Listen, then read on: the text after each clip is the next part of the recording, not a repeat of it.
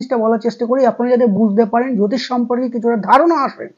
আপনার এই এপ্রিল পর্যন্ত দেবগুরু বৃহস্পতি ষষ্ঠভাবে অবস্থান করবে, দৃষ্টি পড়বে দ্বাদশে অর্থাৎ তুলার ঘরে। তাহলে দ্বাদশ হচ্ছে আপনার খরচের জায়গা। তাহলে দেবগুরু বৃহস্পতি আপনার জন্মছক সাপেক্ষে দ্বিতীয় এবং পঞ্চম হাউস লর্ড বসে আছে ষষ্ঠ ভাবে অর্থাৎ 6th হাউসে এবং দৃষ্টি দিচ্ছে দ্বাদশ ভাবে। অর্থাৎ এই যে কানেকশনগুলো এপ্রিল পর্যন্ত কিন্তু অনেকটাই অশুভত্ব, যার কারণের জন্য সবসময়ের জন্য একটু চিন্তা করে খরচ করবেন।